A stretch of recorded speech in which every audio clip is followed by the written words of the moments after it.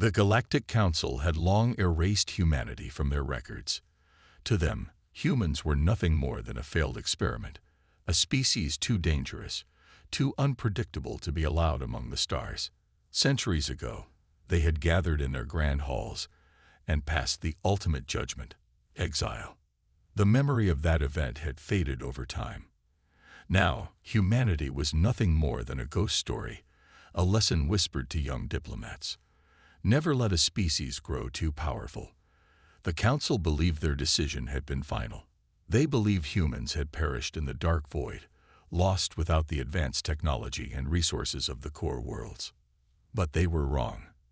A mysterious signal, the first sign of trouble, came in the form of a deep space transmission.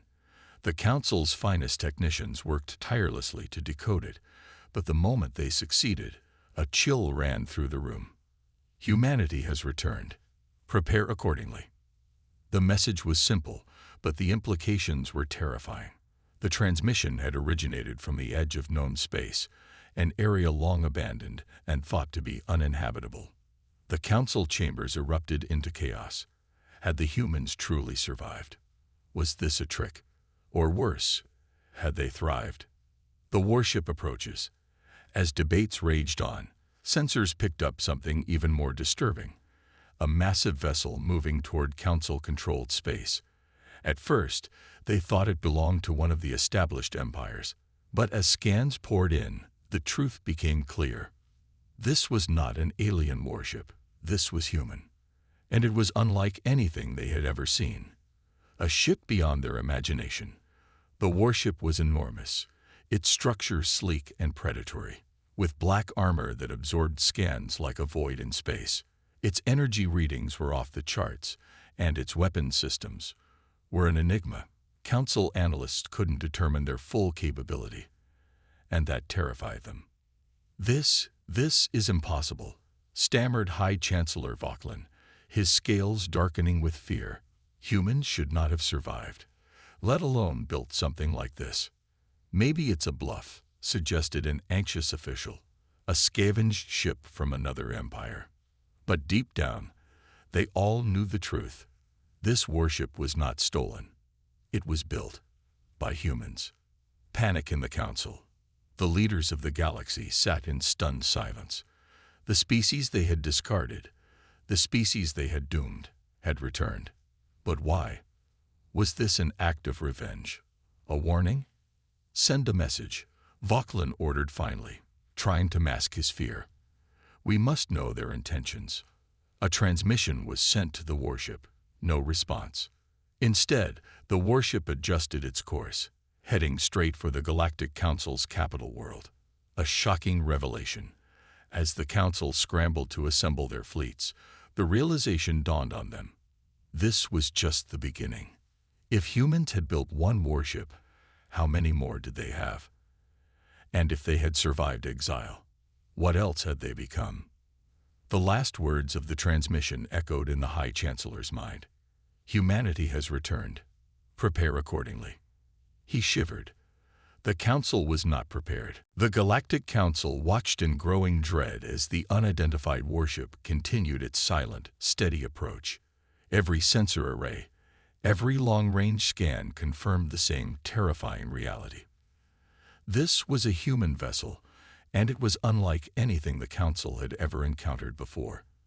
The ship's structure was immense, a dark leviathan gliding through the void, its armor a seamless black surface that devoured all incoming signals. No energy fluctuations, no exposed weapon placements, no known drive signatures. It was a ghost, yet it moved with a purpose that sent fear rippling through every species in the Council chambers.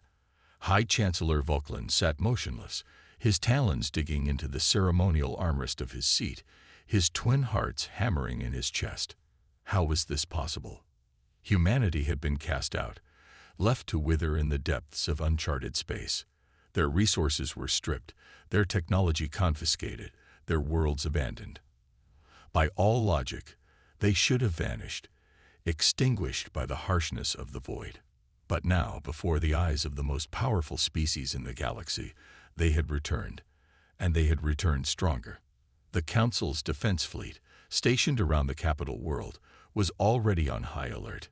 Dozens of warships repositioned themselves, forming an armada between the planet and the incoming threat.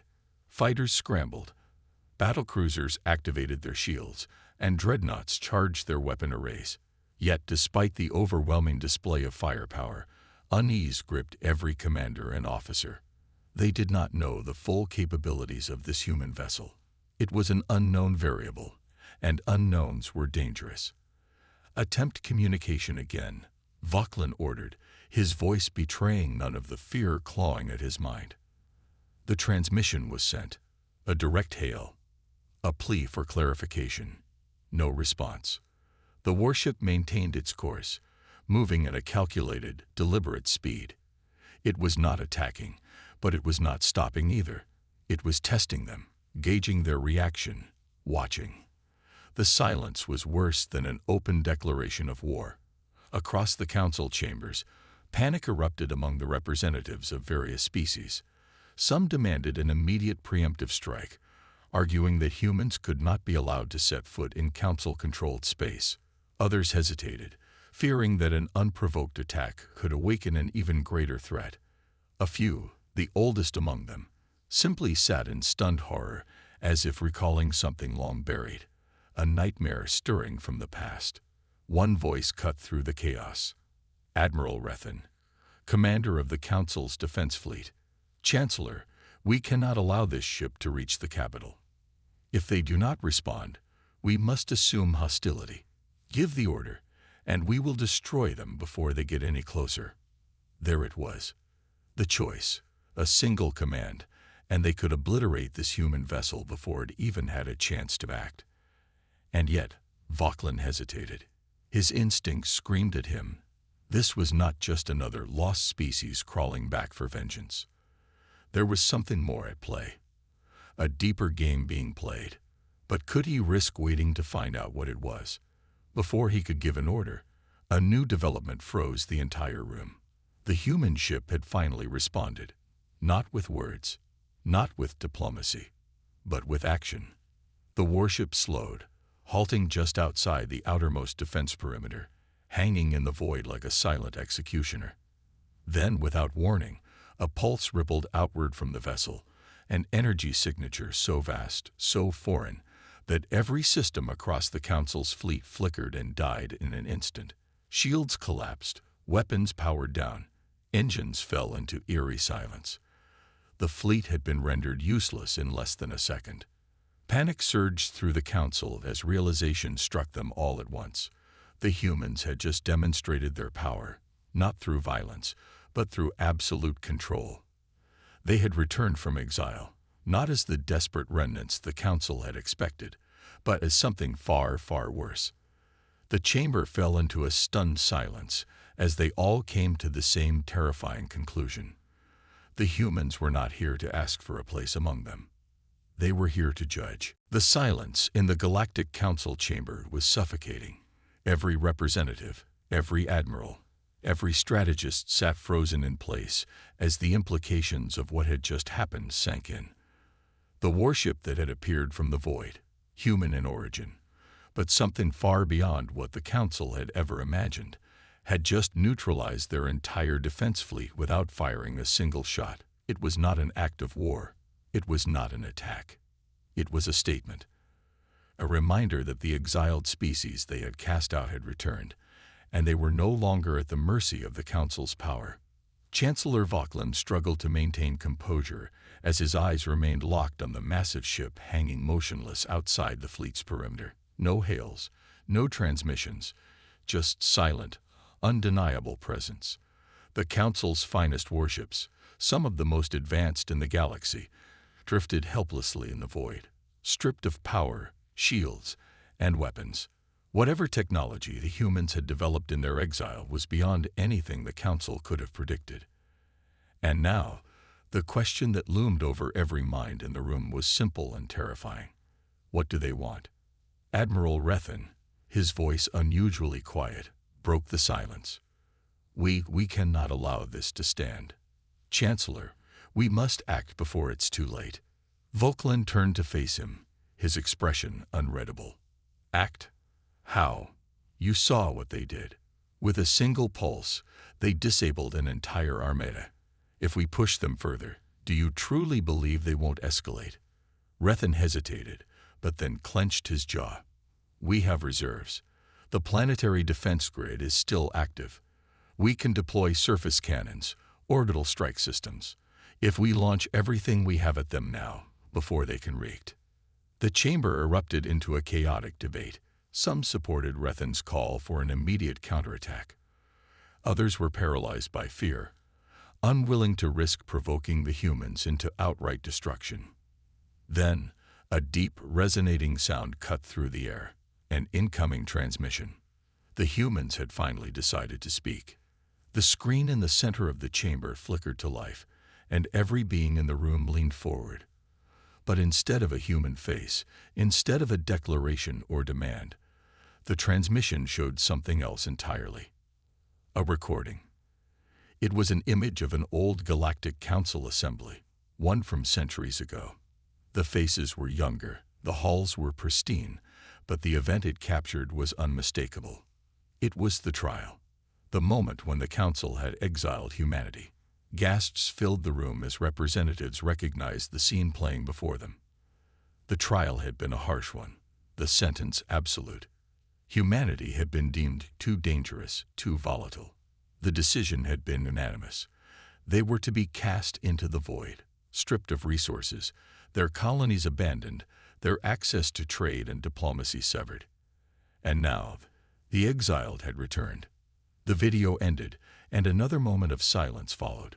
Then, at last, a voice spoke from the human warship. You thought we would die in the dark. It was calm, measured, and yet there was something beneath it, something ancient, something wrathful. You exiled us, abandoned us, left us to perish. The council chamber was deathly still, but we did not die. The voice paused, letting the weight of those words sink in. We grew stronger. A cold chill ran through every being in the room. No one spoke. No one dared to breathe. And then, in a voice like a final judgment, the human speaker said, Now we have returned, and this time it is you who will face exile. The weight of the human's final words still lingered in the air, pressing down on the council members like an invisible force. Now we have returned, and this time it is you who will face exile.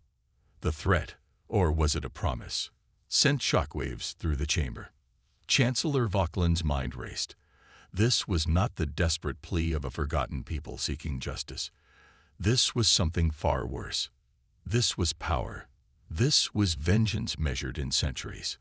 The human warship remained unmoving, a silent titan in the void. It had done nothing but speak, yet it had already shattered the Council's illusion of control. Their finest warships had been disabled without resistance. The recording of humanity's exile had been played not as a plea for reconsideration, but as a reminder. Vauquelin turned to Admiral Rethan, expecting some sign of defiance, but the seasoned warrior looked pale, his hands clenched into fists. Even the most hardened generals knew this was not a battle they could win. But some still refused to accept reality. We cannot let this stand, a counselor shouted, his voice cracking with barely contained fear. Deploy planetary defenses. Activate every fleet across the sector. We must show them that the Council still holds power. A low hum filled the chamber. The human ship was doing something. On the main display, energy readings spiked. The warship was no longer silent. A new signal pulsed outward, spreading in waves across the system. Within seconds, every communication device, every data terminal, every military command station flickered with the same message. Observe. The lights in the chamber dimmed, and a new projection filled the air before them. It was a live feed. At first, the council members struggled to understand what they were looking at. The image showed a vast starfield, a region of space far beyond the council's borders. And then, shapes began to emerge from the void. Massive, sleek, dozens of them. Ships, human ships. Not one, not two, an entire fleet. The Galactic Council had exiled a single species, believing they would be scattered, weakened, and forgotten. Instead, humanity had built an empire in the dark. The fleet moved in formation, each vessel as advanced and fearsome as the warship that had appeared before them. The realization sank in. This was not an act of intimidation. This was proof. Humanity had not returned alone. They had come back with an armada. A cold sweat broke across Vauquelin's brow. He had thought, even in their worst nightmares, that humanity might have survived their exile. But no one had imagined this. This, one of the counselors whispered, his voice barely audible. This cannot be real. They couldn't have built all this. Not in exile. Not without resources. The human voice returned, calm as ever. You thought isolation would break us. The projection zoomed in, showing the markings on the hulls of the warships. They were not just human insignias. There were others, unknown species, allies. But the void is vast, and we were not alone. A horrifying realization struck Vauquelin. Humanity had not only survived, they had thrived. They had built alliances. They had mastered technologies the Council had never seen. And now, they had returned to claim their place. Admiral Rethen exhaled slowly, his voice barely above a whisper. We are not prepared for this. The human voice spoke once more, and this time, it carried the weight of a civilization that had endured the unforgivable. You have one chance. Every council member froze. Surrender your authority. Stand down your fleets. Accept that the galaxy no longer belongs to you alone. The warship's engines ignited, a slow and deliberate burn. If you refuse, the projection shifted, this time showing the Council-controlled planet, a planet that had been untouched by war for centuries, a planet that was now in the crosshairs of the human fleet. Then we will show you what exile truly means. The silence in the Council chamber was suffocating. The projection of the human fleet hung in the air like a ghostly reminder of past mistakes. Humanity had returned, not as the weak, desperate survivors the Council had expected, but as a force beyond anything they had prepared for. Chancellor Vauquelin gripped the edge of his podium, his claws digging into the polished surface. His mind raced through every possible outcome, but none ended in victory. The humans had not only survived exile, they had evolved beyond the Council's control.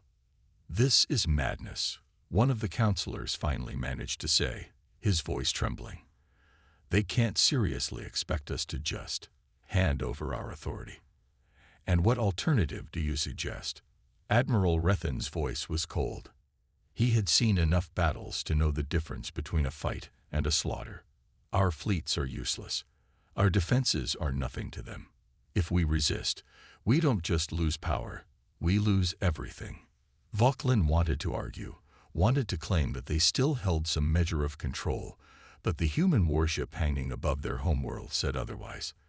The galaxy had mocked and exiled humanity, thinking them nothing more than an inconvenience. Now, they had returned as executioners, and they were offering a choice. The Council chamber erupted into argument.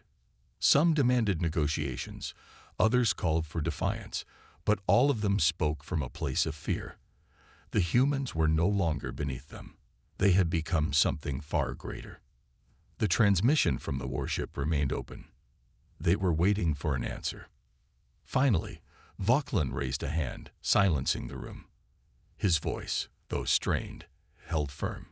What guarantee do we have that you will not simply replace us? That humanity will not rule with the same arrogance we once did? A pause. Then the human voice returned. The difference between us is simple, Chancellor. The projection shifted again, displaying planets on the outskirts of Council space, planets that had been left to suffer, abandoned by the Council's indifference. You exiled us to die. We built something greater. The images changed again, showing cities filled with species that the Council had once cast aside, worlds flourishing under human protection. We do not seek to rule. We seek balance. The question is, will you stand in the way? The weight of the words crushed the air from the room. This was no mere act of revenge. This was a revolution, and the council had only two choices: surrender or become a forgotten remnant of history. The council chamber was drowning in uncertainty. Even the most arrogant of the councilors, those who had once laughed at the idea of humanity being a threat, sat in silence. The message from the human warship still echoed in their ears, a declaration not of conquest, but of change, a revolution that they had no power to stop. Chancellor Vauquelin clenched his jaw, staring at the projection of the human fleet. Their technology was beyond anything the Council had ever seen. Their warship alone dwarfed the combined might of the Council's forces. It wasn't just a show of strength, it was a warning. "If we surrender to them," one councillor hissed, his voice barely above a whisper, "then we admit that we were wrong, that humanity deserved better than exile." Vauquelin exhaled sharply. "And if we fight?" No one answered, because they already knew. There was no fight to be had. The humans had come back with more than just weapons. They had come back with knowledge. The Council had sent them away, believing they would wither and die in the darkness of uncharted space. But instead, they had thrived. They had found new allies, built new worlds, unlocked secrets that the Council had never even dreamed of. And now, they were offering mercy. The silence was broken by a new transmission. The human commander's voice returned, steady, calm, patient. "Your time of ruling unchecked is over. We are not here to destroy. We are here to rebuild what you abandoned." The screen changed again, showing planets that had suffered under the Council's neglect, worlds stripped of resources, civilizations left to crumble. These were not human worlds. These were the homes of those who had been ignored, forgotten. The humans had lifted them up. "This is what we offer," the voice continued. "Not obedience, not subjugation. A chance to make things right." Vauquelin's fingers curled into a fist. The weight of history pressed against his shoulders. He had been raised to believe in the Council's authority, to think of humanity as nothing more than a footnote in the galaxy's story. But now, as he watched the evidence unfold before him, he saw the truth. The galaxy had moved on without the Council, and humanity was leading the way. He closed his eyes for a brief moment, then turned to his fellow councillors. Some looked terrified, others resigned. But in the end, it didn't matter, because their decision had already been made for them. The weight of history pressed down upon the Council as they stared at the vast human warship hovering in the void. It was not just a ship, it was a symbol, a declaration, a testament to everything the Council had once dismissed, ignored, and exiled. Now that mistake loomed over them, casting a shadow they could not escape. The silence in the Council chamber stretched for what felt like an eternity. No one dared to speak. No one dared to suggest resistance, not after seeing the overwhelming force humanity had brought back with them. The humans had not fired a single shot, yet the fear they instilled was greater than any battle the Council had ever fought. A final transmission crackled through the speakers. "Your rule is over. Your time of unchecked power has come to an end. We are not here to seek vengeance. We are here to rebuild what you let fall apart." Chancellor Vauquelin felt his pride crumble. He had once been among those who laughed when humanity was cast out, when their pleas for mercy were ignored. Now those same humans stood before them, not as beggars, but as kings. And the galaxy was listening. One by one, the councillors lowered their heads, some in shame, some in resignation. The message was clear. This was no longer their galaxy to control. The Council, once the ultimate authority, was nothing more than a relic of the past. The true future stood before them, in the form of those they had once abandoned.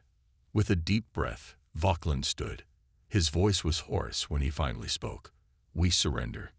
No one objected. No one even spoke, because in that moment, everyone understood. The exiled had returned, and they had already won.